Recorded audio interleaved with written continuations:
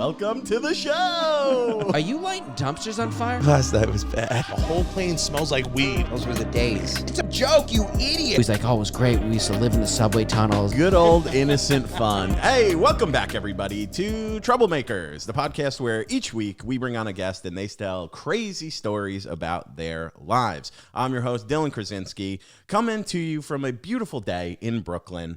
We're ready. The windows are open. The candles are lit, and we're ready to have a good time. Yeah, no, it's gonna be a good one. Oh, am I supposed to intro myself? No, but I like that you interrupted his candle thing. He always does it every week. It's been a new thing. I was like holding back. Like I didn't want to blast. Like first of all, no one knows there's a candle. The window stuff. There's no windows here. Kerrigan comes in and goes, the place smells like shit. So the last few times I've been lighting a candle, and today he came in and goes, smells good. Dude, I love the candle. I just feel like it's unneeded information for them. All right. Like, I got 3-ply toilet paper in the toilet. I'm stacked. Dude, we have the quilted, like, multi-ply. I hate that. I like Scott's single-ply, double-ply. Are that, you like, insane? Wow. No, that's something's wrong. Yeah. I can't believe that I'm just finding this out about you. You have problems. I want it to feel like I'm wiping my ass with a shag rug. That's what I want it to feel like. I like it when it's nice and...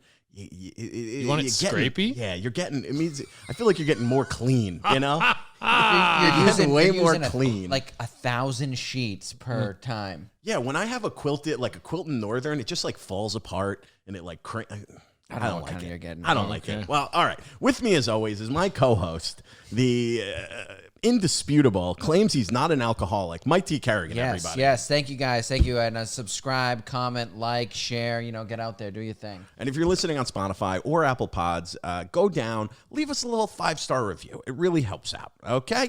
Thank you. And we've already gotten into it, but I might as well introduce our wonderful guest today. Very happy to have him here. Toronto native and now New York City comedian. Yeah. It's me, Che Durena. Che Durena, everybody. Welcome, man. Yeah. You were very heavily recommended by JJ Lieberman, but we won't hold that against you on this podcast. JJ's good people. He's wild. He's a great, and he is a great hype man. Like he won't let you away with it. Like he'll be like telling you about someone, if you're not paying, he'll be like, no, you need to know this guy. You gotta know him. Yeah, no, JJ's actually been doing cool. Huge work for me, helping me get into the New York comedy scene. Because me and JJ came up doing stand up together in Toronto. Because what a lot of people don't know about me. Most people know me from like TikTok and stuff, but I've been doing stand up for 10 years. Like I've been in the trenches. Like they're like you guys know. Yeah. So when did you get into TikTok? Is that more recent or? That was in 2020. December 2020 was when I started like really cranking out on TikTok because it was like everyone's at home. I couldn't do stand up and fucking our lockdown was like more severe than your guys' lockdown. Oh yeah, I was watching all you guys. And So like I was like, fucking, what am I gonna do? And I just started cranking out TikToks, and then it blew up. Yeah, dude, it's crazy. Yeah, it's crazy. I think, dude, actually, when I thought about it, I think we met in Canada. Did we? Years ago. Where? Years ago. I came through with two buddies, Alex Getlin and Luke Tuma. Yeah. And we did this show where it was like you walk out flat on stage and the audience is sitting below. Walk out flat on stage. It's was it like a house show? No, it was like a bar. A bar, but the audience is like lower than the stage, but like you walk out straight onto the stage. You don't have to like walk up. Yeah, it's a very interesting bar. It was a sweet show. It was super cool. But I was thinking about it. I was like, I talked to Luke, and he was like, I told him you were going to be on. He's like, oh, we met him in Canada, and I was like, oh shit, yeah, we did. Okay, sick. You know, great. My memory for meeting people is fucking trash. So was mine. Yeah, like, so was mine. I drop people from my fucking catalog all the time, but I'll remember like Simpson quotes. Like my brain does not know what the fuck to keep. Very forgettable guy over here, though. On your defense, I mean, it's true, dude. Well, now you'll never forget me. That's I'm why talking he says about his name all the time. Scott's toilet paper. You'll never forget me now. You'll be like, this fucking psycho. Oh yeah, that'll stick. Wiping with sandpaper. Yeah, no, that's fucked. Yeah, that's I worked for this rich people, and I went in their bathroom. They're mega rich. Yeah. And they had 1-ply, and I lost so much respect for them. But then, you know what? I was working there, so I was in their bedroom. They had the real deal. I'm like... No way! Yeah, the 1-ply... They had peasant toilet paper, bro. That's fucking weird rich people mentality. Yeah. Could you imagine you're fucking filthy rich and people come in your house to take a shit and you don't even let them enjoy the shit? Oh. You're fucked. Fuck with that. That's insane. Yeah, I was enraged over it. I'm like... It's almost spiteful. How much are you saving? I would look at that and be like, I'm psyched. This is great. They're giving it's like Jesus. He's putting the good wine out for the guests. I'm like, look at that. This guy is like the fucking guy who like defends billionaires and shit. Oh, Like, of course.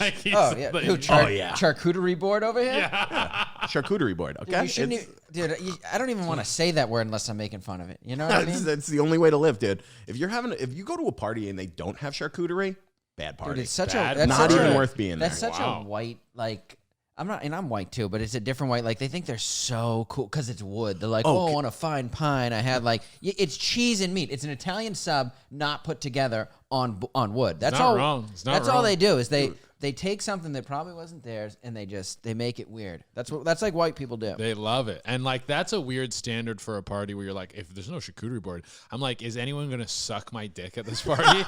And is there cocaine? Like that's like then I'm at a good party. And this is like the new millennial vibe. Yeah, I'm like, I need charcuterie and maybe a rosé, and then I'm good. Bro, I need to come. That's why I left the house. I'm looking to come. I took a shower. I'm gonna need a little more than meat and cheese and a jalapeno jelly. I think we've talked about this before, but there is in our generation, there is no high class. Yeah. You know what I mean? Like, even you meet rich people now, they're like rappers. You're like, this guy is, if he wasn't a rich rapper, he would be a homeless, deranged lunatic.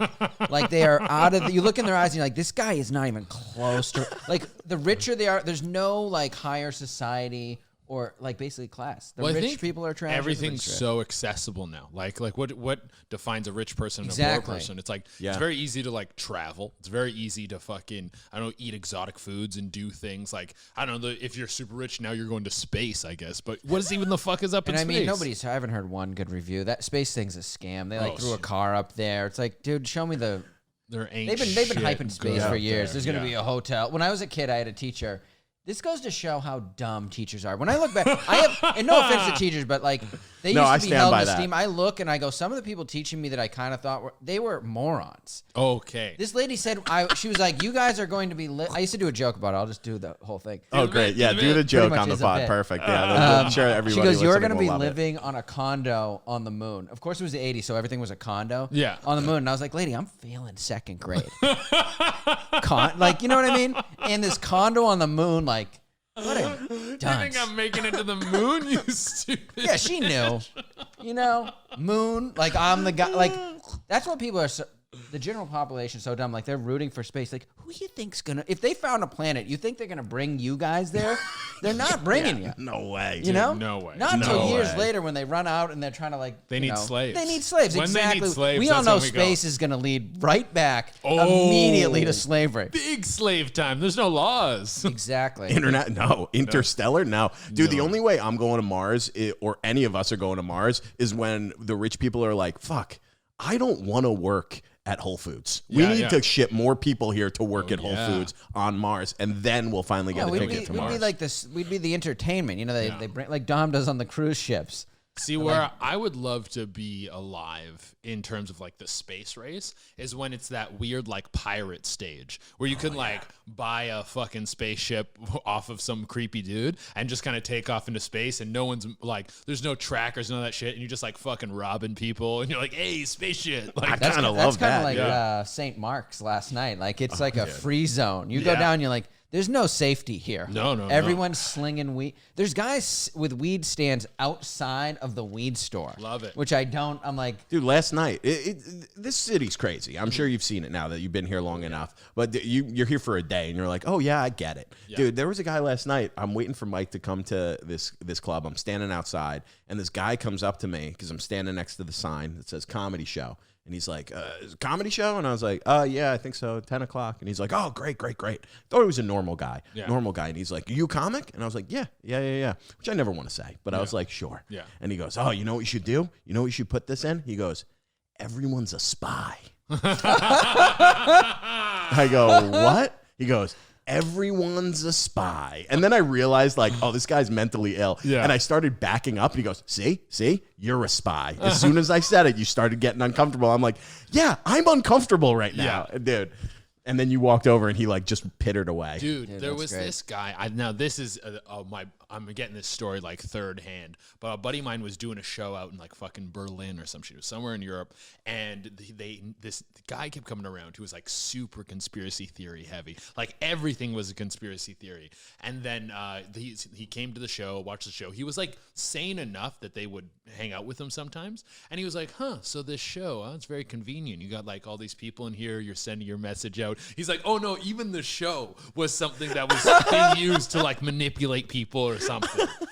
Also, back on the fucking teacher thing, I got to tell this story. It's storytelling podcast. Oh yeah, get into it. There was this teacher when I was in school. She was a substitute teacher, and she like came in and she was literally, I still think of her as like one of the hottest people that I have ever come across. She was so fucking hot. And there was this student, I won't use his real name because I don't know how much he wants this to be out here. We'll call him Brad. We'll just use Brad. How old are you? I'm probably 15 or 16 at the time. Ooh, I think perfect. I'm grade 11 Perfect age. when this is Oh happening. yeah, that's Right? Yeah. And Brad was gifted in like everything artistic. Like think sculpting, poetry. He played music. He rapped. Like everything. And she was like the arts teacher. She was engaged. And then her fiance cheated on her. And it like ruined her.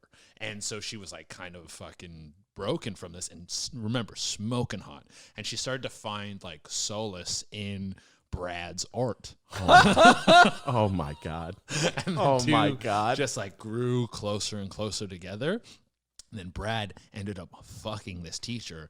Not just fucking her, like fucking her consistently. Like they're starting to build a relationship to the point where I think it was like one of the English teachers like confronted him about it and was like, "Are you having a relationship with this teacher?" which is actually backwards. And he called her out, being like, "You can't fucking ask me this. I'll ruin your job." Like he fucking stood his ground. You don't go to the student. Yeah, the student, like, are you fucking this teacher? You go to the, my what happened to go? God. That is so bizarre that they went. They're like, "Hey, what are you doing, big guy?" Yeah. You know she was in a vulnerable place. You're like, "Dude, I'm 16. I'm in a vulnerable." You know how horny you are at 16? Yeah. Oh, yeah. Right. Yeah, that's what I said. Like just getting like into. I was into so your mad really at Brad sex all the way years. through that story. Everything you told me, I was like, I don't like him. Now I really don't like. You know, 'cause Yeah. he's You just- don't like Brad? He's living the dream. Oh, yeah. he's There's living the dream. That is the dream. I'm That is joking. the It's a dream. little jealousy though. Oh yeah, and there was more than one account of this, but a different teacher. So there's another teacher. I can't remember what her name was. She kind of came into the school as I was in grade 12. She was a new teacher. Oh my God. Then so this all took place after I graduated, but the year younger than me, there was this one kid who was like fucking, I don't know, like 6'5", star in all the sports, like killing it. I heard this story that they started hooking up, and then they went to this like cottage, like her cottage, and they just like banged it out. Like he like fucked this teacher Oh my for like God. a weekend, then came back and like ghosted her on everything. And she apparently was like texting him like, "Well, you think you can like fuck me and just not talk to me anymore?" Was like she got insecure. Holy about shit. This like teenager she was fucking, like that would fuck up her whole life. And she was like upset about it. It's like, bro, you shouldn't be sending these messages, dude. Dude, that kid is, for his age, he incriminating was evidence. stone cold at a young Oh, age. yeah. You know what I mean? He's like 16. He's like, I've been through this many times. Like, you ain't nothing. Holy You think you're shit. special? Yeah, Did because that anything- lady, she's really losing in the teacher like predator game. Because the one thing you're supposed to have is control over this guy, and this he's got just nothing. total Oh, yeah. disrespect for the whole game. She wouldn't even get any respect from the other predators. They'd be like, you're screwing this up for everybody. Yeah, dude, you're on the ball. The whole thing is power dynamic. You're really fucking. And it the only for reason us. we joke about this on the pod is because, and this is just something I think everyone feels, when a young guy student is no one cares No that one- they're like, they're bringing up age. You're like, bro, no one thinks this kid's the victim. No, You know what I mean? When it's a dude, never. Because we were all dudes, and we all remember what it was like to be a dude back then, and how fucking legendary it would be to pull something. Oh like that. yeah. Yeah. Dude, in the 80s, like even if you were a handicapped kid and like they found out the teacher was, hooking up with him, dude, no one would care. They'd be like, there was the time, the parents would be on TV, they're like, Wait, it was wait, the wait, time wait. of his life. Wait. Say that again. Say that again. Wait, from the whole beginning? No, like I kind of just was listening to you talk, and then I just processed what you said. You said even if the teacher was hooking up with a handicap, Yeah, like it would have been fine up until these days. You know what I mean? Wait, what? Sometimes Mike says things and you just go, That's happened. You didn't know that? That's happened. No, I've never heard this Oh yeah. I've heard of it. So this is the 80s. Yeah. Even into the 90s, I think it was fine. It's like now you I don't think it was ever fine. maybe not dude. fine, but it was, no one was like, people would find out and they'd be like, hey, look at him. He's It was frowned upon. he's had the time of his life. To be honest. It's like that movie with the man where she buys her a prostitute. The kid he's got the elephant face and she buys him a prostitute. Oh yeah, But then he's mad because he thought it was like, because he thought he didn't know it was a prostitute. Yeah, but yeah. Looking back, But it's like, bro, get what but you she get. just walked into your living room. You should have asked some questions. Yeah, dude. Dude, we had a former guest who had a similar story about almost hooking up with a teacher, and we posted a clip about it. Went very well, went super viral. Dude, it had like thousands of comments. Half of the comments were, "You are a victim, and I'm so sorry for you." And half of the comments were, "You're the fucking man." And I can tell you, every single guy was like, "You're the fucking man." Every single woman was like, "You're a victim and need to be protected." And a lot of liars. You get the liars straight up. They're like, dude, you're lying. This is a lie. No. Dude, yeah. Because people don't want to believe it. People don't want to believe that that's a reality. Whatever happened with both of those situations? I think with the Brad one, I think they dated for a while after. They might even still be together. Oh my God. That happens. Yeah. I've heard of that. After the pod, I need to see a picture of this teacher. Oh yeah. Well, see, need- I can dig it up. I haven't I didn't have any connection to her, followed her on social or anything, or have looked it up in a while. The other one, I have no clue where it went after that. After her little meltdown. That's crazy, dude. Yeah. That's nuts. Holy shit. What was the other thing you were on my case? Oh yeah, you were arguing that you're like, I called you an alcoholic. You said, Oh "I'm yeah, an dude, alcoholic." that's crazy. I mean, I got fired up right before we started the pod. I said something. Mike called me an alcoholic because I drink occasionally, and I said I was joking because you there drank are a three full people. bottle. That's No, it's missing. sitting right there. It's open, but it's there. I said there are three people at this table. One of them is an admitted alcoholic, and it's you. No, and I'm you go, saying it's I'm you. not an alcoholic. I'm You not can't- an alcoholic. See, this is my argument. You can't be an alcoholic unless you drink. Dude, only one of us at the table stopped drinking because they ruined lives. Whoa, ruined lives. See Yeah, how lives, like- he threw, dude. Like the hostess at TGI Dude, Fridays. I'm not a minority family. We're not in court here. You're trying to ruin their lives, bro. No one ruined lives. But that's my thing. It's a thinking of, some people think of, and is it a disease? Maybe it is to them, but I think of it as different. I think it's just you're doing something. Alcohol's abnormal. Yeah. It's not, we've made it normal, but it's not even close. Like if we lived in the wild and we were kind of like hunting, like you would never get yourself in that vulnerable, like stumbling around on, you're done. You know? I don't disagree with this take. I don't disagree. It's And like, on the other side, you probably have seen this too, is I know people who don't really like drinking or smoking weed, and they feel so weird. Yeah. They're always trying to get into like weed. They're like, dude, I've tried like 15 times. I'm like, this is a sick society. yeah. That You're you think- normal. Dude, that's the thing is weed and me have never had a great relationship. I've kind of neither. like bounced Yeah. in and out of it. This one was wild. I got so fucking high once. I used to do content for this like cannabis company. Yeah. And we had to do this like CBD oil, but it was for an American company and we couldn't get the product shipped across the border because we're shooting this in Canada. So they could send us the packaging. So what we went out is got CBD oil, but it had like a small percentage of THC. And you're like, whatever. It's like super small. You're not even going to feel it. But because I consumed so much of it, I like kind of felt myself getting high as I was getting home. Got home. I did like a little workout and I was like, I'm pretty high. I was so high that I thought I had figured out a new area of my lungs to breathe into. The breakthrough, finally. Like, that's how high I am. And then Dude. I stopped that. I'm sitting on the couch and my roommate and his girlfriend are downstairs and they're talking. And I don't think I'm hearing their voices. I think I'm hearing their thoughts. I think I'm like reading their minds and I'm like fully having like I'm getting close to breakdown. And then Holy shit. and then I start having this like fucking like breakdown. Like I go into my my Instagram, and I start deleting a ton of stuff. I'm considering like deleting all my social media. Oh yeah, that's like, full on. Yeah, I'm like everything is stupid. Everything I've ever made is trash. Comedy's trash. Nothing matters. I start like Googling flights to like. I'm like, I gotta fly to Africa and I gotta like dig wells. I need to become a humanitarian. Nothing I've ever done matters. And then I'm having this like full breakdown. I can't sleep because I'm so high. And then I eventually fall asleep. Then my roommate wakes me up the next day like, dude, there's someone at the door for you. And I'm like, what? I was supposed to be on set for this fucking shoot. And I'm like, oh shit, the guy's been like trying to wake me up for an hour. And so I get in the car and I tell him like, hey man, I'm so sorry this happened, but last night I did this weed shoot and I had this like full mental breakdown. We were getting too high. And I'm still super high. Oh my God. Then we drive out to like the middle of nowhere. It's the middle of winter. It's freezing cold. So I'm in like this freezing shoot. I'm still in the headspace of like, everything I've ever done is stupid. Like, I'm still rocked from this. And also, the person I was playing in the shoot was like a weird hippie who lives in a car. No,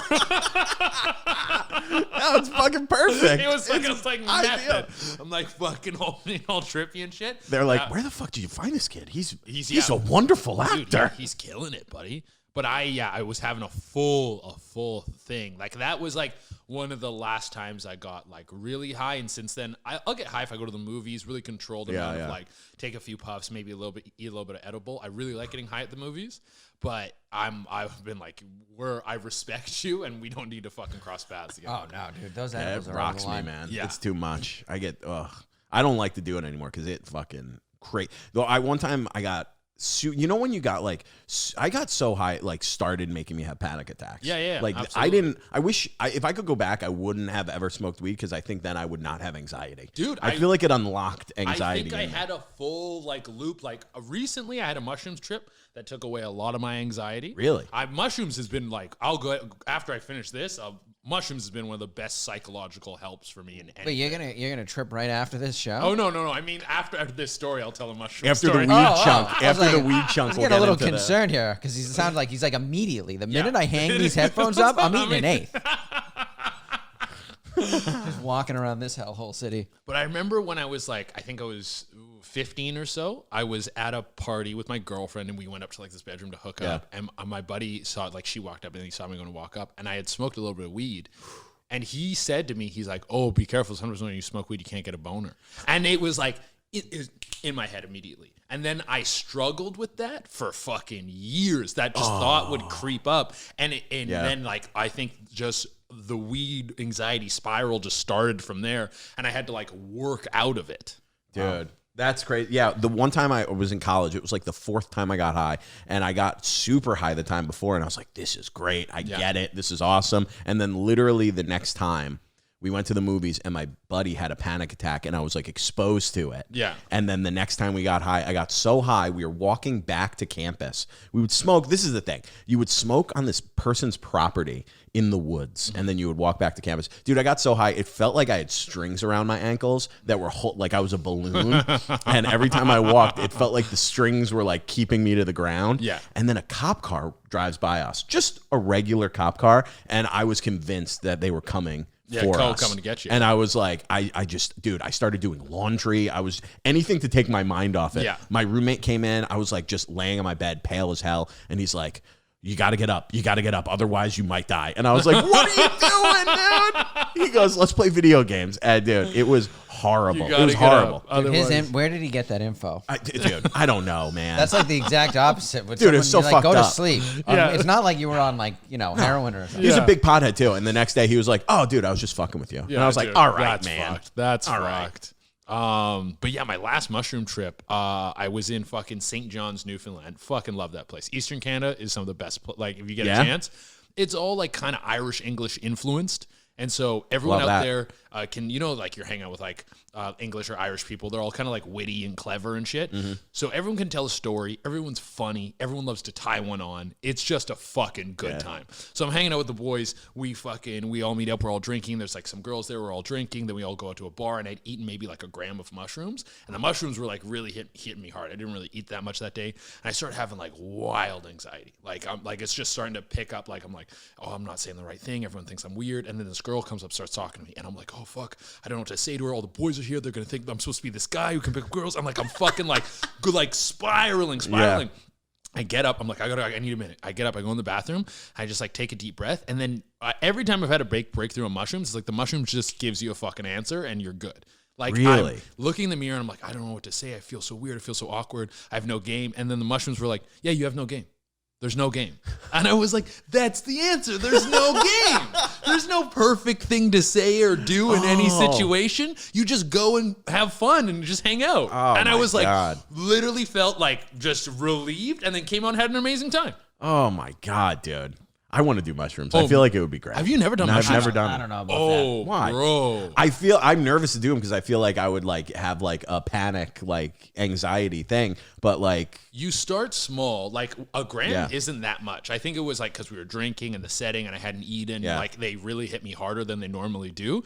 3 grams is like where you're like, I'm fucking high. And you might like see visuals, not like a fucking pink elephant or some shit, but like I call it like the claymation look where like the ground looks like it has texture. Anything that has texture, like those lines will look like it's almost like breathing and moving. That's the breathing expression that people say that happens. But it is like acid will kind of just like you get just the high portion where mushrooms, my friend described it as like there's 2 stages. It's the first stage is conquer demons, second stage vibe. So like you go through your shit. I think it's reversed though. I think you have fun first and then you conquer demons. yeah, that's a lot. Definitely, it would be a lot. I highly recommend it. I would love to do it. I really do want to. Yeah. But as soon as you said that, I felt like I'm going to take it and just like, it would be a good thing. But in the moment, I would be like, oh, here we go. Let's conquer these demons. Not every time I've gone through something has it been like that intense. Like one time I ate 6 grams of mushrooms by myself. That's a Herculean. What's the God dose people call it? Like Herculean is what I've heard. Yeah, Herculean or God or heroic is like Heroic, yeah. That's what it's anything that is like I would say 5 or up is considered heroic. Like, but it's also how often you take it. So if you are consistently taking like a gram or 2 grams, or you're working up, and then you take like 6 grams, it won't hit you the same because your body builds up an immunity or tolerance. So like I did 6 solo, and that was when I first my teens into like my early 20s, super insecure, very afraid of everything, just constantly like the constant dialogue in my head is like, you suck, basically. That was all it was all the time. Did this mushroom trip and had this like whole arc of like, I was laying in bed with like a towel over my face to like do like some sensory deprivation. And I felt like the mushrooms were showing me, because at this time in my life, I was maybe sleeping like 4 hours a night, trying to juggle a whole bunch of stuff. I just moved to Toronto. I'm doing stand-up, trying to stream, doing all these things. I felt like the mushrooms showed me how my body was healing when I sleep. Like I felt like I could hear like my sinuses open and my ears like clicking and all this kind of shit. And they're like, this is why you need to rest. You need to take care of your body better. And then went through like all of these different insecurities I had about myself and how they were like implemented from like my parents and friends and different things that weren't things that I was carrying, things that were like taught to me. Ooh, yeah. And had this like moment of self-acceptance where I was literally like hugging myself and looking in the mirror and going like, I love you. And it was like, Jesus. You know when people talk about doing like ayahuasca or some shit and they're like, it changed, and you're like, yeah, sure, drugs. I was like, I remember after I came down, the next day I was sitting there and I was like, like I felt like a different person, but just had to process that I was different now, and in a much better way. It wasn't that I was never insecure again, or that I never felt any of those negative thoughts again, but it had the realization of the root of them and that they weren't real, and how I now had the tools to deal with them. And it was like part of the beginning and catalyst of the healing process. I don't know why more therapists aren't like, hey, you should do mushrooms. Well, it's a gamble. Because, bro, a lot of 6 months in being like, we're going to do some mushrooms. You got to have a stable mind to begin with. Really? Yeah, somewhat. You know what I mean? Certain people, bro, if they're already leaning a certain way, it's not. It's always a gamble. Like some people take mushrooms and things are worse. One thing I've heard about people who take ayahuasca or take some of these like very powerful psychedelics is sometimes you'll get an answer where it's like, say you're unhappy about something. You don't have that tangible thing of what you're unhappy about, but it's like, it could be something serious, like you don't like your job or like you don't love your wife. And it gives you this, but you're so entrenched in your life that you go, no, I'm not going to accept this information. And then now it's even worse. You feel even shittier because it's given you the answer and you're choosing to force yourself through it because of fear or whatever. I saw a chick on TikTok who like went through an ayahuasca thing, and then she was like, I went into a mental hospital. I left my husband and now I'm so much happier. And it was like, holy shit. Yeah, that's a lot. Yeah. It's do. like it can be a fucking from wild an afternoon of drugs. Yes. Probably a lot of guys now that don't like their girl. They're just sending them on ayahuasca trips. Like, hopefully she'll come back and just be done. Is that not the ultimate way They to come back the other force way. a breakup? They're like, we need to be married today. Yeah, I love you so deeply. Yeah, and you're like, I'm never leaving you ever. That's that's an episode of Curb Your Enthusiasm for sure. That is That's a guy thing. I think guys through over the years. I remember my buddy one time, he had a girl, he didn't want to break up with her. So he like tried to send me in. But like the girl didn't like me. I'm like, to like hit on her? No, he's like, yeah, someone's gotta like just someone hook up with her so then I can, break up. Then it wouldn't be, you'd have a way out. That's like a guy thing. Someone someone get my girl to cheat on me. Then I'll know how to fucking leave. Well, I think, I don't think dudes are good at it. Dudes aren't good at that kind of confrontation. They don't I didn't know. I know when I was, it's not something that I looked forward to as a guy. I'm not, I'm not like, I'm going to nail this. Put it up on your, you don't want to, there we go, baby. You don't want to do it. Yeah. No, I've never been happy about breaking up with someone. Are you not good at it? I'm not good at it. I'm not good at it either. How have I broken up? One time I was dating this girl and it was just like getting rocky, and I had some stuff over at her place. And then when she wasn't there, I just took all my shit over her place. Oh, that's good. I like that. That's the way to go. Yeah, no. It was a pretty greasy move. Oh man, that's funny. Oh, greasy. That's a Canadian. I watch. Do you watch Trailer Park Boys? Yeah. Are they from Newfoundland? Nova Scotia. Nova Scotia. Yeah. I don't know how I got into that show. That's great. They swear too much, but it's so funny. Like the characters. Do you say they swear too much? You got to watch the show. They do swear a lot. I've seen it, but unbelievable amounts. But like Leahy drunk. Do you remember how that's when we used to party, like me and Jake, like that was the level of drunk that you were getting Leahy drunk. Yeah, like that drunk we'd be both in a blackout and I'd be like, whose car is this? He'd be like, dude, I stole it. And we're like going over a meat, like a medium and like it was GTA. Like he's not playing by the people are screaming. He's like, dude, people are stiff. Ruining lives. Ruining lives. He's not an alcoholic though. Yeah, because I don't drink. If I drink, I'm an alcoholic. Yeah. But you got to free these people. Hey, do what you got to do to stay sober. But I think some people, it's this lock. You're an alcoholic. Like just don't drink. You're not an alcoholic when you're sober. You're a regular person. You're not. Yeah, I'm not hot. You're not on heroin. Whose car is this? Yeah, whose car? Dude, I stole it. Yeah, and you're just both like. You don't even, if cops question you, the best thing is you really don't know what's going on with the other. You're like, dude, I don't know what's going on. Yeah, because you're both blackout drunk. You're like, what did he do? And you're like, man, I don't even remember where the fuck I am. Like, I don't know what the fuck's going on. Dude, that is wild. Did you fucking... That was in San Diego. Those were the days. Those were the days. Bad days, dude. Too young to be that drunk. You know what I mean? Like... Are you sober off of all things? You don't take any substances? No, sometimes I'll smoke a little. But that's it. I don't do anything else. Yeah, those were Leahy drunk. If you're Trailer Park Boys, that was the level of blackouts. So funny. Also, R.I.P. to fucking Leahy, man. He died. Yeah, the actor. What was his name? Fuck, I don't know. Yeah, he's a Canadian actor for years. I think he's like a theater actor. Yeah, he's great, man. That show is great too. Fucking Trailer Park Boys, legendary fucking show. Yeah, my buddy got me into that when I was doing comedy first in Boston. Yeah. And I love the mockumentary style. I really got into that. I love that. J-Rock, the whole crew was funny. Everything, man. That was huge when I was in high school. Like, everyone was watching fucking... Oh, I can imagine. Yeah. In America, there's pockets. When I watched it, not every... but you'd meet people who did. And they loved it. It's like, it's a legendary show up there because not a lot of stuff breaks over and not a lot of stuff... like, Canadian television is very neutered. They don't really let you get away with a lot. That's why those guys, if you watch the first season, it's really shitty shot. Like it's clearly on like whatever they could get done. And then it fucking got so much traction that they were able to get funding and get it on TV and get all this shit. Yeah. That's great. Yeah, I've only seen like the first, I think, 2 episodes. I gotta watch it though. Oh yeah. In season 2 is when it really fucking it hits its stride. Right. Are you more of so you prefer drugs or drinking or both? Ooh, I was thinking about this the other day. Like, if I'm looking at my vices, my biggest vice is pussy. Like, if we're being like fucking straightforward, yeah. Is it really? Oh yeah, 100%. Oh my God. Is pussy. Like, I realized I only drink because I know drinking leads to pussy. Oh like, man, if I didn't care about dude. pussy, I would never drink. So not a heavy drinker. You're just social. I'll get fucked up. Oh, I'll you go all the way in. I'll get fucking.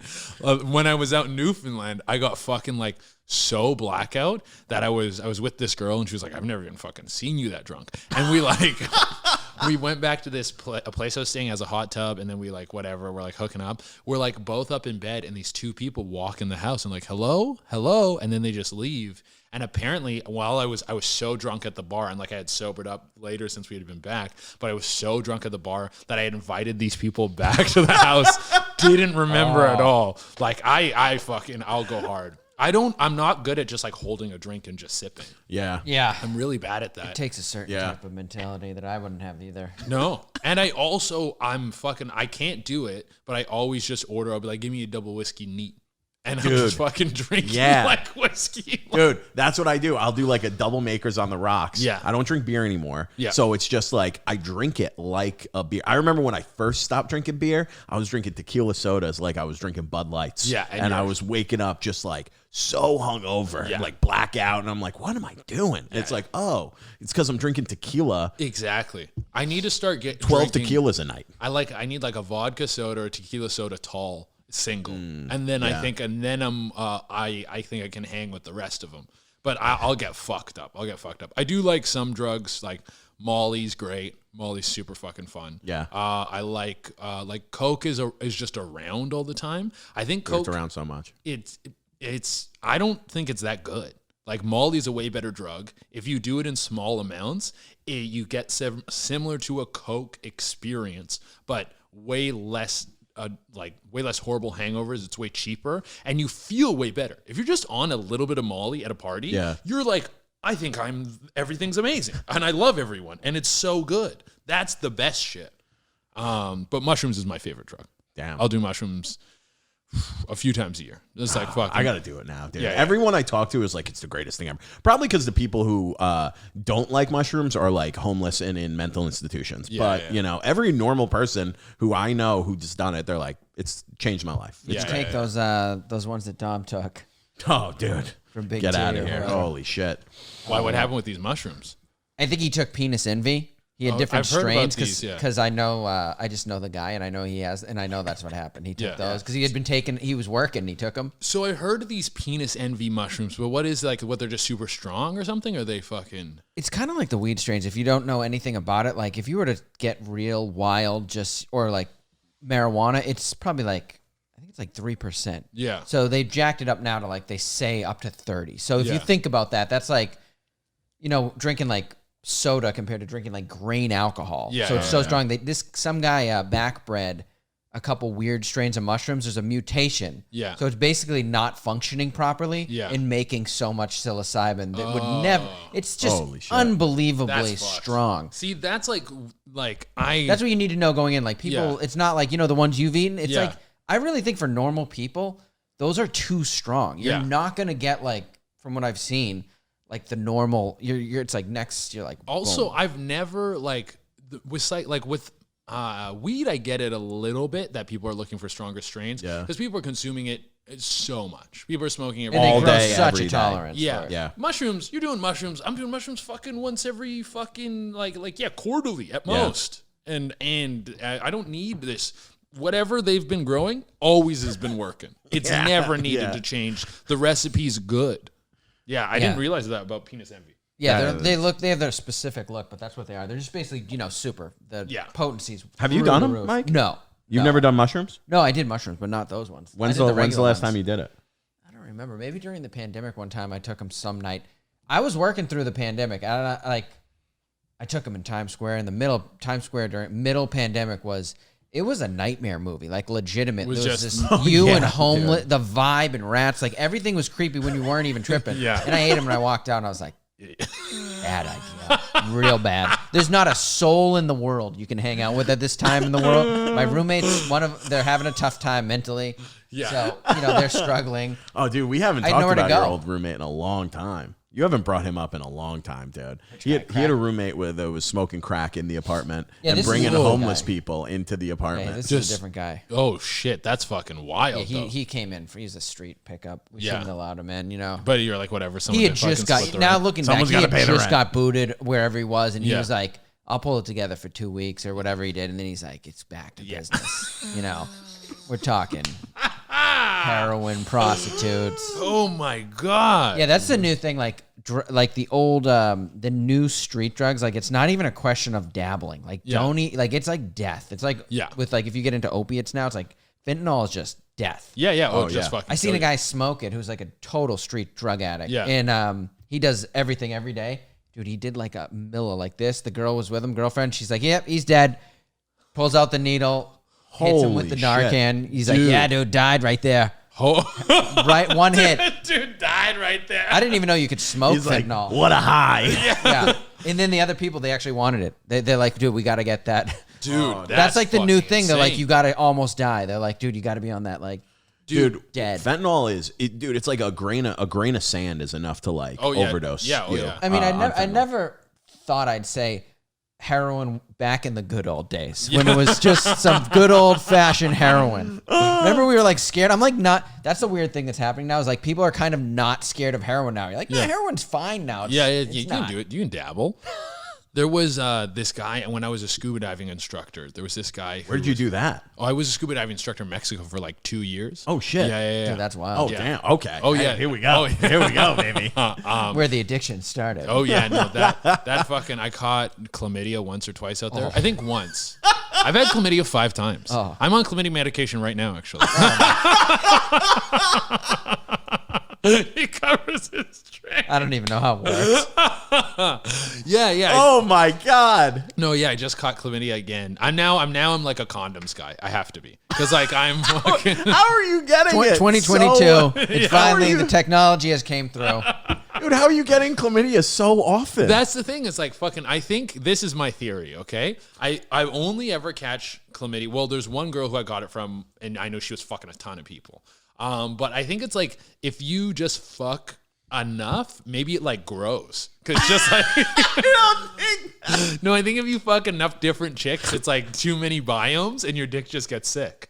Oh no, that happens big time with women. Yeah. Oh, it's actually like they're keeping it under wraps because they're Yeah. trying to promote. But don't listen to him. Don't. go talk to a gynecologist. That's why they're That the vagitosis. Yeah, the pH just gets. You're not. They're not physically really designed for this multiple. Partner. Yeah, Thing, so it's like her body's way of saying. I heard a girl go. She talked about it. She's like, my body was basically telling me, "Hey, cut the shit. cut the shit, You too can't many do dicks." this." Yeah. because she was ignoring it and kept doing it and to the point where it's like, you're getting in trouble now. Yeah. The doctor's like, you're gonna have something wrong with you. Oh my god. That's like I haven't done the research, but it's always when it's the numbers like 4. When I hit like 4 or 5 chicks within like a week period, then I always catch chlamydia. Like Well, maybe it's weakening your system the whole time. Who knows how it works? who knows? Who knows? But yeah, that was the first time I caught chlamydia was in Mexico. So you were you were a scuba diving instructor Scuba there. diving instructor out there. that's How that worked crazy. was when I graduated high school, my parents were like, you have to go right to university. And I hate school. I'm not a good student. I don't like sitting in class. I mean, we're all That's surprising comics, like, about you. tell- I mean, sitting here and knowing Yeah. you, and I'm like, that's shocking. Yeah. I would, seems like a studious I was guy. like, I think you'd be a doctor or something. But I was like, for one, my grades were shit, and I was like, I don't know what the fuck I'm gonna do. So I fucking looked for courses, and there was a college that had a scuba diving instructor course, And I just took that course, and it was sick, man, because it happened on the fucking like coastline of British Columbia. So it was cold water diving, which isn't super fun. But I lived in a house with 4 other people who were also in the course, and we just basically like partied the whole time. We got so weird and like culty. Like we moved all the mattresses into the living room, and we called it the Lion's Den, and we would all like sleep in there together. It's like really weird, but we became love like that. best friends over the process. We did tons of Molly because there was nothing to do. It was like this little. It was like a beach town in the winter, so it was like dead. So we would like do Molly and like have dance parties like in there with just the 5 of us. And then I got my scuba dive instructor certificate. I found a job in Mexico, moved to Mexico. Shit. And then I was teaching diving for like 2 years. And then the last year I was in Mexico, I was just working at like a call center. And that's actually where I started doing stand-up. Oh, in Mexico? Yeah, I started doing stand-up shit. in Mexico. There was a small group of guys who did stand-up out there. And they would do it like once a week at this bar. And I started doing it there and then like got a taste for it. And that's when I was like, oh shit, I want to move to fucking, what's it called? To Toronto. Because I'm like, that's the place. I'm Canadian. So I was like, I couldn't go to New York. So I was like, that's where I want to be.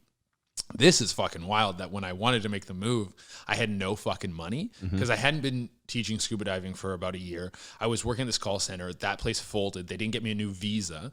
So I started doing this thing where it's like selling tours on the street. I was making like shit money. And then I had this guy who I worked at with the call center who was then doing the tour thing with me. And he was kind of like a mentor to me. He taught me a lot of like health and fitness shit.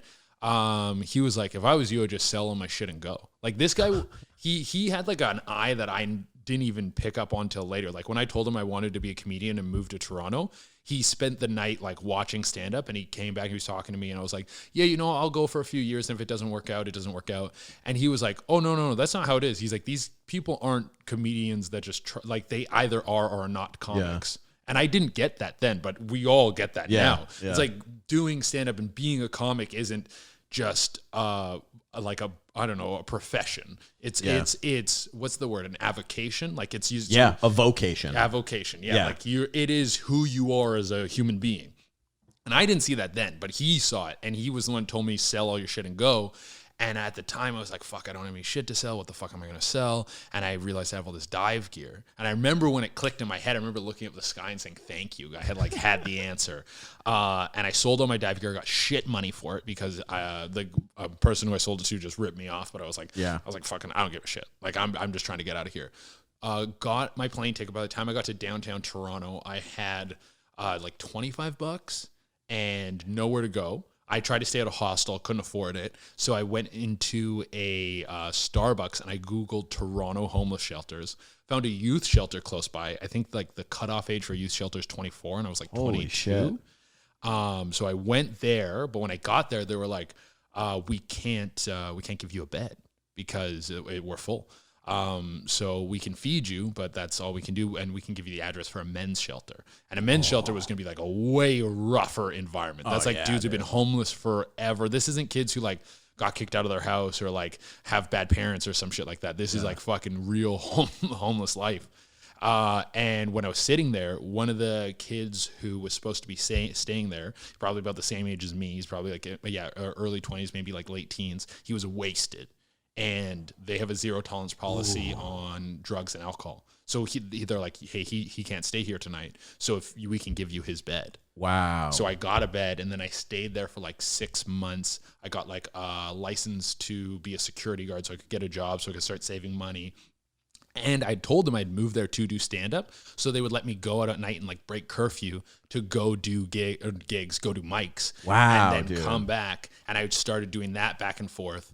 And then I went to like this intermediate housing thing after about 6 months and I stayed there for like 2 months. And then so like 8 months into being in Toronto, I moved into like my first comic house. Holy shit. And then I lived there with a few comics and musicians. The musician's like one of my best friends in the world now. And that's like how I started getting like the ball rolling with stand-up. Damn, dude. Yeah. That's a crazy story. Yeah, that's how I fucking got it going. Holy that's shit. wild. Yeah. Dude. I knew like I have family back in BC, but I knew who I was then, and I had just found something I wanted to do, and I knew how lazy I was. Yeah. Like I'd never pushed myself hard at anything. And I knew if I went home to BC and was like, oh, I'll stay with my dad and save money, I knew I never would have fucking done it. So I was like, just go fucking do it and figure it out. Also, I was broke in Mexico and I was okay, and I was like, I can be like poor in Canada. They don't let you die in Canada. There's so many services. I was like, I'll figure it the fuck out, and I did. Dude, that's wild. Yeah. That's a wild story, dude. With that story, you have to make it because that's the story that people tell on like fucking Fallon. And they're Rogan. They're like, I was homeless and I was so dedicated. Dude, that's nuts, man. I just went for it. Like, I never want to big it up too much because like I never spent a night like actually sleeping on the streets. But that's crazy. I just was like, I just got to go do it. And honestly, when I was staying at that shelter, I was one of the happiest I've ever been. Like, because I knew what I wanted to do. I was chasing a dream. And like, for the first time ever, I was like, you go to school. I fucking hated school. I like hanging with my friends. I never had like a purpose. And then I did. And I was like, holy shit, now I got something I want to fucking go do. Dude, that's unbelievable. It that's felt good. Crazy. It felt good. And that house, that comedy house, that like several generations of comics have lived there. Like Mark DeBonis lived there. I don't know if you guys know Mark DeBonis. He was in LA for a bit. Dave Merhesh, Dave Merhesh, he's a comic. I think he's out here. It sounds super familiar. But he lived there. There was like, I think it was like 15 or 20 years, different comics had moved into this house, and it was a rundown shithole, but it was super cheap and like right downtown Toronto. Perfect. And then a few years after I'd moved out, the guy who ran it was this guy Armando. He was this old Portuguese dude. He was deaf and he would make his own wine. He would come, like the guy who had been living there the longest when I was there was this guy, Dan Gyrie, and he'd come in and he'd yell, Daniel! And Dan come give him the money, and he would give Dan like this fucking like wine that he made that was like, I don't know, like 30% alcohol and would just get you fucked. And so I had left that house, and a few different generations of comics had lived in there, and then fucking Armando died. And then his kids took over the place. And even though this place was a rundown shithole, it was like property value in Toronto was insane. So they're immediately like, well, we're selling this place. We're going to make money off of it. So all the comics that were living there, they're like, okay, well, we have to be out by whatever January something. So they had like an eviction party, and generations of comedians came there. Like all these different generations of comics who had lived in this house all came to this one place to party, and it was like one of the fucking sickest parties. It was like a multi-level townhouse. So like on the main floor, people were like dancing and drinking. I remember I went to that party and I was like, I'm only gonna have like, I brought a Mickey. I'm like, that's all I'm drinking. Then like a Mickey's gone, and I turned to this comic I know, and I was like, hey, you want to get fucking Dial-A-Bottle where you can just like call in booze? And she was like, yeah. We ordered Dial-A-Bottle. We're partying. The second floor, like people were doing coke in the bathroom. You go to the top floor, I think people were fucking. Like it was like just a fucking wild party, man. Holy shit, dude. Yeah, it was a great time. That's so dope. Yeah. That's so great. I had in Boston where there was a couch that my buddy had, and then another buddy took it, then I took it, and then when I left, I gave it to another comic. That's the closest in terms, but I remember being like, oh, this is cool. It's like a comics couch. Yeah. Dude, it was so uncomfortable. It was so that's the closest I have to like a comic tradition, but that's fucking awesome, dude. Yeah. That's so cool. It was great. Holy shit. It was great. Yeah, I never had anything like that happen. Yeah, I mean, Mike was an enemy in the Boston comedy scene. Not really. There was a lot of not really. It was open mic. They just didn't. Mike didn't get along with anybody. No, and I wouldn't get along. I started with him now. after. I would have been way worse if I go back in time. I would have been a bully. I would have been like, "You're a fucking nerd." Like there was before, like me and my friends came up in the Boston comedy scene. It was run by straight up like nerds. Really, who I were, used like, to not dislike nerds till I got into mean. comedy. Now I'm like, I know who they are. I'm like, you're bad. You guys are stingy little guys. Yeah, like weasels. Well, they're like a lot of like they try. There is this like woke or whatever like perspective. Oh, we're all nice and everything like that. But when you're an underfoot figure, you're often looking for your opportunity to be the king. Yeah, and dude, it was these like nerds who were very protective of this like 2 bar shows that they ran. Yeah. It was like an open mic and a bar show, and they were so protective of it and like so mean, and like guys like me and some of my friends came in who were a little more broy, a little more like sports and like to fuck and drink. And dude, they were just like, oh, these are not. So we just started our own shows. Yeah. And then That's what made it it quickly became like the best shows in Boston. Yeah. And it's like, fuck you guys. We don't need to wait for your bullshit. And there is a weird thing with smaller comedy scenes, because as you like keep moving up the ladder, you realize how unimportant the things you used to do were. But these smaller scenes will be like so fucking like, oh, like the way they'll like do like a fucking Instagram or Facebook post about so-and-so came to my show and did this. It's like, bro, you run a show in fucking Barrie, Ontario. Like no one gives a fuck about this thing. It's like you're so far from the show, you don't even realize how insignificant your fucking thing is. I look now at like small scene drama, like things that will happen in Boston or like wherever, Chicago, Boston, you know, Pittsburgh, whatever, and it'll be like some long ass, like, I don't even know these people, and I'll read some like 10-page Facebook post and like 1,000 comments, and I'm just like, I have no idea who these people in, and I'm getting it's like reality television, but to them, it's like the most serious thing that they're dealing with their life. Yeah. I'm like, But I did enjoy, not to get, because I enjoyed the Boston scene. Like I had places like Grandma's Basement. Shout out to Grandma's. I did have my own places. That was like, I considered that was like neutral ground. It was just you come and do your thing, and everyone was there, which I loved. Yeah. JP was a great host too. Oh yeah. John Paul. And fucking Boston has like a huge Great legacy scene. of comedy. Yeah. The audiences are great, generally speaking, in Boston. Yes, I do think the audiences are great. Probably similar to like Canadian audiences. I don't really remember, but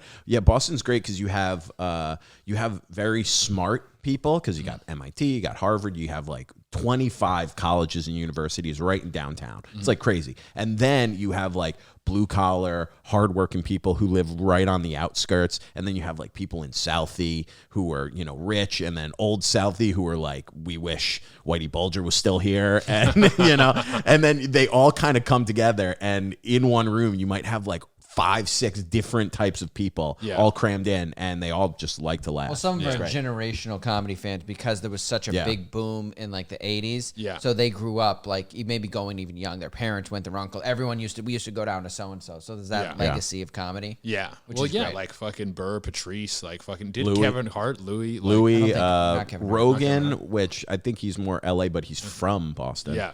Like there's a lot of great comics bred out of there. Ton.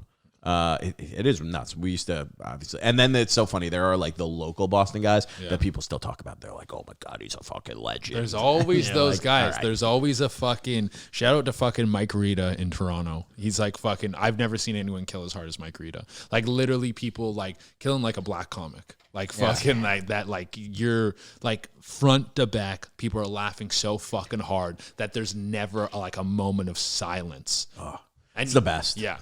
That watching that happen, and then like when that happened, dude, that show on Saturday was so hot. Yeah. That fucking so room on goddamn Saturday hot. was fucking When I went up, he was on. I went up, and I was like, I walked in, and you were like murdering. I was in the zone. I was on one. I think at one point I said I'm having a mental breakdown on the stage.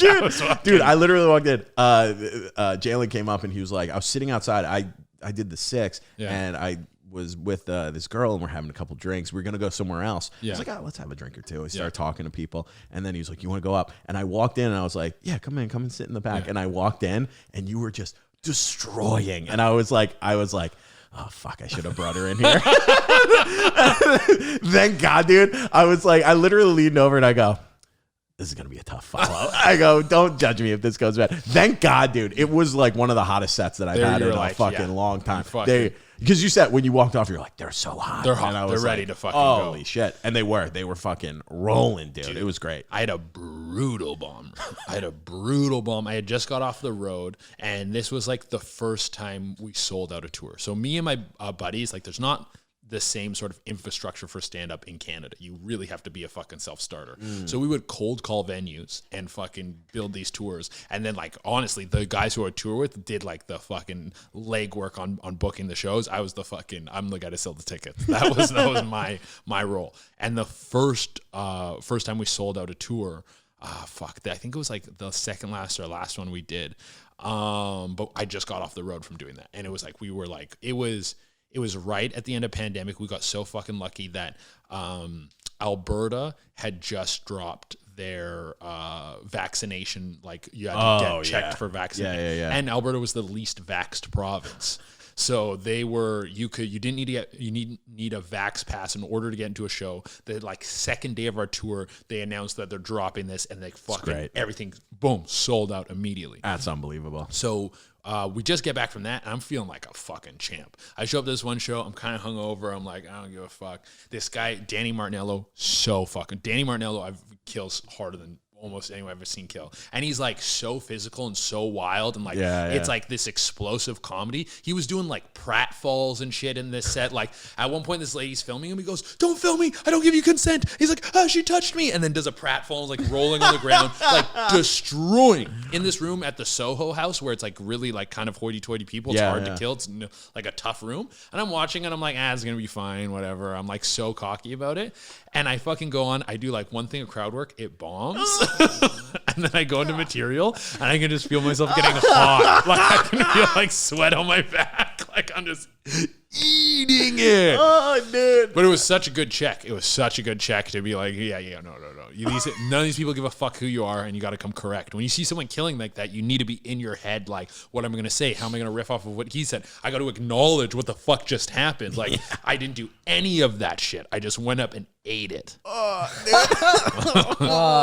Holy shit, man. Yeah. Oh, that's fucking... In New York, it can happen once a night. If you do 4 shows, you could be like, people like, you're like taking pictures with people, then you're like a disgrace at another show. You get on the train, they're like, you hear people talking about the show, they don't see it, they're like, yeah, that was the worst thing. I mean, what was he thinking? Yeah. Dude, And you're just taking your train to another show. There's a comic who told, I think he told it on TV or a podcast or something, literally did a late night spot, and there were people there. Yeah.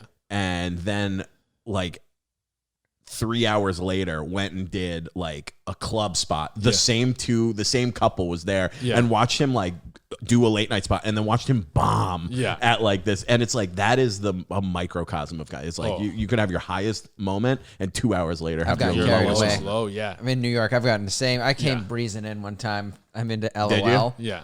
I must have been on a hot streak, because I'll get on these streaks at LOL, and I was like, no, I got this room now. It's just, I know it. I got it. Yeah. And I remember telling Tom, like, I said something, I never say anything, something like kind of like, not really cocky, but I'm like, yeah, bro, I got this shit. And I get off stage, and I'm just looking at Dom, and I told him, I was like, said it, and he's like, yeah, that was your first mistake. You never think you got it. It's true, man. You always got to come correct. Bring it.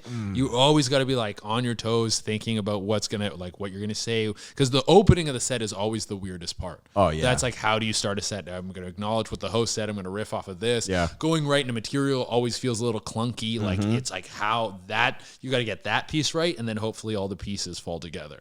Yeah, dude, that's true. oh God, it's the best. Yeah, I had a hot. I think I had a hot rip in my head last night, because I was like, boom, I'm gonna go up, and when it bombed like that hard, I was like, no. And then everything, they just were not on. Dude, board. that nothing is worse than when you have something in your head, and I'm like, I can't fucking wait to do this. It's gonna murder. I was like, and then it gets that. nothing, and I'm like, all right, well, on to the next thing. No, I guess. I had one. I'm working on a joke about death right now, and I had them on their heels a little bit. Like I was I was like peppering them with some good jokes, and I look at my phone to fucking break it a little bit, break the fourth wall, and I let them know, I'm like, okay, I've never done this one. Yeah. And I'm like, and it's probably gonna suck, guys. I let them know this is gonna be bad. Yeah. And it was like rock. It had moments, but I'm like, I told you it was gonna be rocky. And then he had lit me like partway through the joke, and it's a long bit. And then I ended, and I was like, and guys, I'm not giving you anything else. I got nothing else to wash that taste out of your mouth. You got the new bad one, and that's it. Bye. Oh, I love it. Dude, that bit, is that a new bit or is that an old bit? The men and women coming?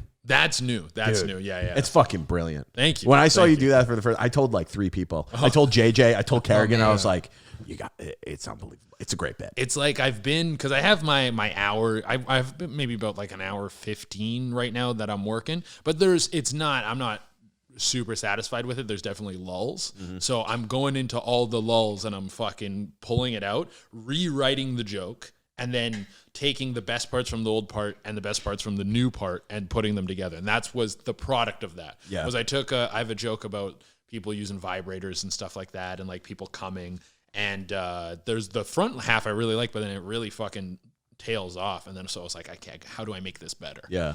Dude, it's great. Thanks. Well, dude, we're at an hour. Is there anything else that you have floating around that you want to do? We usually do about an hour, but I'll just do I always- plugs. So just plug it up, baby. Yeah. I'm gonna be at the fucking Gramercy Theater on November 10th. That's in New York City. I'm in Jacksonville, Florida, November 25th, 26th. West Palm Beach, November 27th.